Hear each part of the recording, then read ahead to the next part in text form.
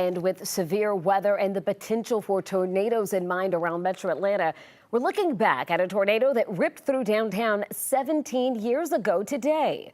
The twister not only caused widespread damage, but killed one person and injured dozens more. Our Chase Howell is live from downtown tonight. Chase, it's hard to believe it's been almost 20 years here since this tornado hit downtown.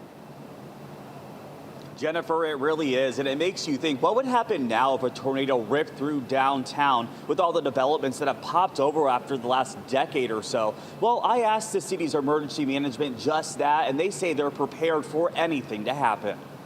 On March 14th, 2008, an EF2 tornado blew through downtown Atlanta, blowing out the windows of the Westin Hotel and causing significant damage across the metro. One place hit the hardest, the Cabbagetown neighborhood on the city's east side. I was actually cooking, and Charles went to close the front door, and when he did, all the pictures flew off of the piano. 11 Alive interviewed Bertha Wise Jr. as she was cleaning up around her home a few days after the tornado hit. And the car actually saved the house when the tree fell on the car enough so it wouldn't smash the roof. 17 years later, Wise still lives there, and we watched that same interview and caught up on what she remembers from that day. People walking up and down the street, people surveying their property, strangers coming from inside of Cabbagetown, outside of Cabbagetown to help. Since then, Wise has rebuilt and the windows at the Westin have been replaced.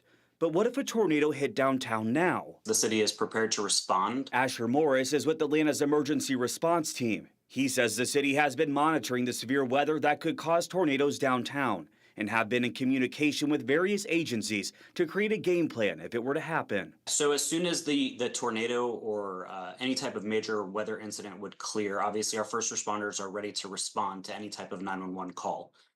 So they'll go out. We'll also depend on many of our other crews that are out on the streets to do any type of preliminary damage assessments and make sure that we cover all of our bases. Over the last nearly 2 decades, a lot has changed throughout the metro, like the amount of apartment buildings. Morris says if you hear about a tornado warning and live in a high-rise, to move to a lower level and away from windows. If you can't get there, or if that doesn't exist and there's an internal, again, I'll emphasize an inside stairwell, not outside, inside stairwell, that's another place that you can go, or a breezeway inside as long as it's enclosed. Now, Saturday, a lot of people will be out celebrating St. Patrick's Day. And if you find yourself at a bar between those hot spots areas of 11 p.m. to 3 a.m., Astor suggests if a tornado is to hit in the area that you're in, to walk away from the windows, go to the back of the bar, again, away from those windows, go to the ground and almost huddle there and put your arms over your head to best protect your neck and head. But for now, reporting in Atlanta, Chase Howell, 11 Alive News.